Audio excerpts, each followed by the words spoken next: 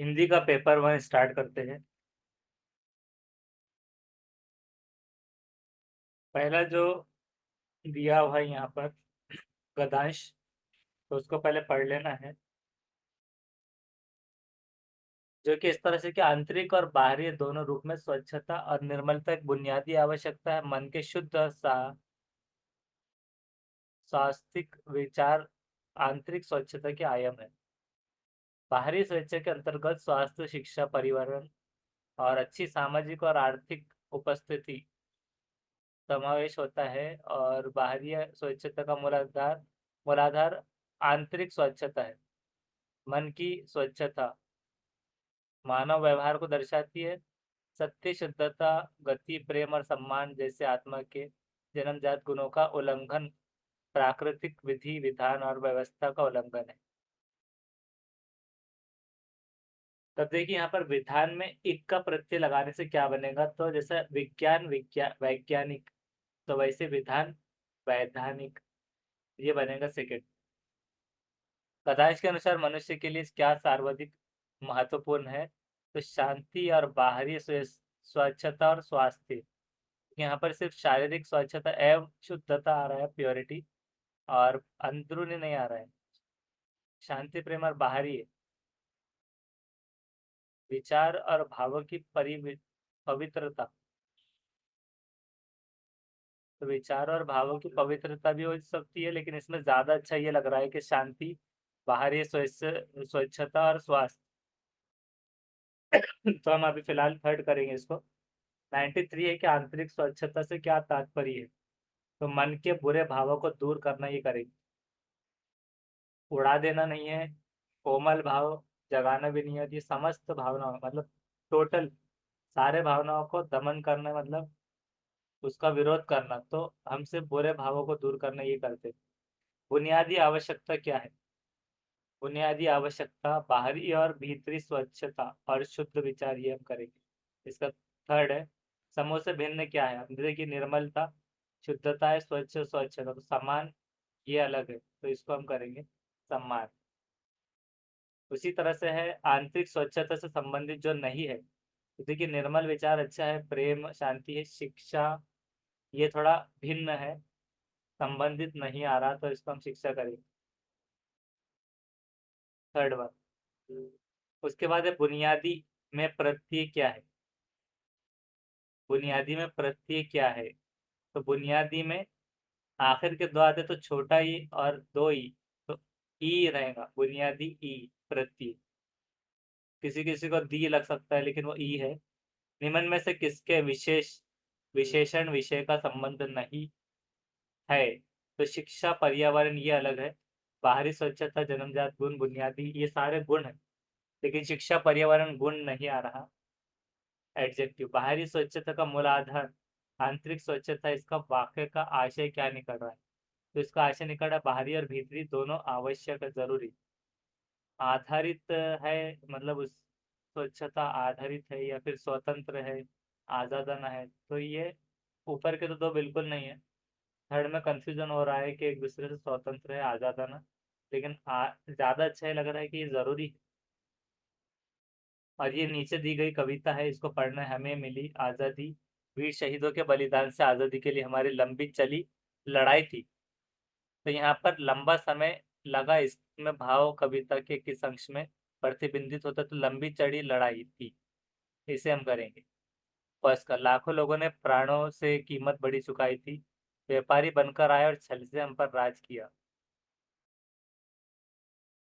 तो इसमें आगे ये भी आएगा, व्यापारी बनकर आए छल से हम पर राज किया, हमको आपस में लड़वाने की नीति अपनाई गई थी, हमने अपना गौरव पाया अपने स्वाभिमान से, और हमें मिली आज़ादी वीर शहीदों के बलिदान से। तो ये देखिए यहाँ पर आया आज़ादी मिलने का श्रेय वीरों के बलिदान से, यहाँ पर ये आ गया। देश को स्वतंत्रता के लिए क्या देना पड़ा, कि अपने जीवन की आहुति, कुर्बानी जीवन की भर्ती की गई, अलग हो रहा, निर्माण किया, धन दिया, ये भी नहीं। और नीति, इसमें शब्द है कि किसका प्रत्येक लगाने से प्रयोग किया जा सकता है, तो नीति में अगर हम मिलाएं इक, तो नीतिक नैतिक हो जाएगा। तो इसका सेकंड है स्वाभिमान का संधि विच्छेद क्या होगा। तो स्वाभिमान का संधि विच्छेद स्व अभिमान होगा। कविता में किस छल की बात की गई है। तो छल कौन सा था, व्यापारी बनकर गुलाम बनाने की। तो ये आया है। उसके बाद है निम्नलिखित वाक्य के संदर्भ में कौन सा कथन सही नहीं है। तो जो सही नहीं है तो उसको बताना है। तो इसमें रहेगा शब्द और वाक्य संरचना को कंठस्थ करना। फर्स्ट इसका सही रहेगा। कौन सा उपागम या विधि बच्चों को भाषा को कक्षा में उनकी अपनी सहजता या भाषा मातृभाषा का प्रयोग करने के लिए प्रोत्साहित नहीं करता। तो जो नहीं करता वो कौन सा है, प्रत्यक्ष विधि, डायरेक्ट विधि नहीं करता। निम्नलिखित में से कौन सा प्राथमिक स्तर पर पुस्तकालय के प्रयोग के बारे में सही नहीं है।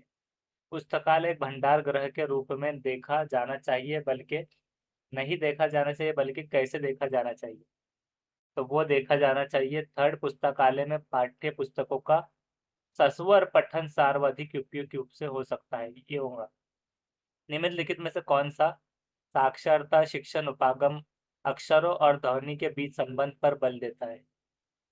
तो ये रहेगा थर्ड, ध्वनि विज्ञान निर्देश।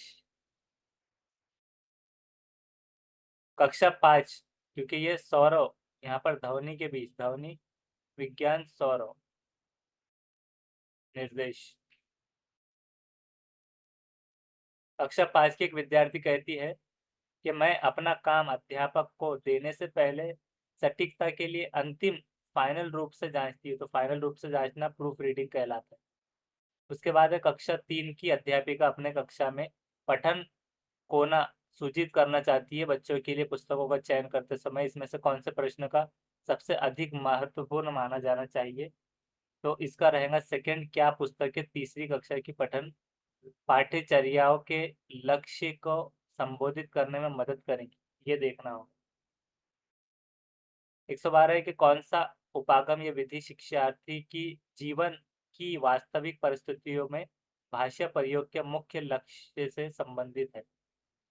तो कौन सा होगा, उसका होगा फर्स्ट, संप्रेक्षणात्मक उपागम। कक्षा 3 की अध्यापिका ने अपने शिक्षार्थियों से कहा कि वो अपने सहपाठियों से सकना शब्द के प्रयोग की योग्यता से संबंधित 5 प्रश्न पूछे, जैसे क्या तुम तैर सकते हो, ये गतिविधि किस प्रकार के लिए है। तो इसका होगा सेकंड, स्वच्छंद बोलना। बहुत सारों को मौखिक परवाह अभ्यास लग सकता है, लेकिन अब जैसे कि सकना का इस्तेमाल हो रहा है तो स्वच्छंद बोलना ही आए। निम्नलिखित में से कौन सा व्याकरण शिक्षण को प्रभावशाली तरीके से पढ़ाने के बारे में सही नहीं है। तो कौन सा नहीं रहेगा, उसका रहेगा थर्ड, के व्याकरण के उसके नियम कंठस्थ है करके सीखना, थर्ड रहेगा। बहुत सारों को फोर्थ लग सकता है कि वास्तविक संप्रेषणात्मक प्रस्तुत करना, ये नहीं है, व्याकरण को उसके नियम कंठस्थ है करके सीखना। एक अध्यापिका कक्षा 2 के विद्यार्थियों के लिए विविध प्रकार की शिक्षण अधिगम सामग्री जुटाना चाह रही है। तो इसमें से कौन सा मानदंड टीएलएम के चयन के लिए सही नहीं है। तो जो सही नहीं रहेगा तो वह है थर्ड, चयनित सामग्री सिर्फ बच्चे द्वारा बनाई गई है होना चाहिए और फिसलने से बचाने के लिए कुछ खुरदुरी होनी चाहिए, ये नहीं है। एक अध्यापक ने शिक्षार्थियों को अपने सहपाठियों से अपनी अभ्यास पुस्तक की अदला बदली कर जांच करने के लिए कहा। तो इस कार्य का उद्देश्य क्या रहेगा, तो उसका उद्देश्य ये रहेगा कि सहपाठी के काम की जांच के कौशल विकसित करना। बुनियादी चरण की अवस्था वाले बच्चे अधिगम में तब कहीं अधिक संलग्न होते जब जब स्पष्ट है कि वे सब इंद्रियों का प्रयोग करते हैं और अपने हाथों का सक्रिय प्रयोग करते हैं।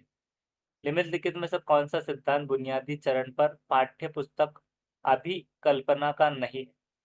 तो अभिकल्पना का कौन सा नहीं रहेगा, उसका रहेगा ज्यादातर थर्ड, तकनीकी सिद्धांत। और तकनीकी सिद्धांत ये रहेगा, टेक्निकल सिद्धांत नहीं रहेगा। राष्ट्रीय पाठ्यचर्या रूपरेखा द्वारा रेखांकित दक्षताओं को प्राप्त करने में प्रत्येक बच्चे की प्रतिभागिता को समर्थन देने वाला समावेशी, स्वागतीय और आनंददायी परिवेश सार्वजनिक उपयोग तरीके से कैसे सृजित किया जा सकता है। तो इसका रहेगा थर्ड रंगीन, ऐसा लग सकता है परिवेश के लिए सजावट करके, लेकिन ये रहेगा सेकंड विकास के विभिन्न आयामों को बच्चों के कार्यों को प्रदर्शित करके। और 120 के साक्षरता अर्जित करने के लिए किसमें निपुणता मास्टरी होनी चाहिए। तो किसको फर्स्ट लग रहा था, किसको लग रहा था फोर्थ, तो उसका सही रहेगा डी कोडिंग और भाषा अवबोधन। अजहरुद्दीन शेख लिखकर यूट्यूब पर आप बाकी भी प्ले लिस्ट से देख सकते हैं इसके आंसर की सही।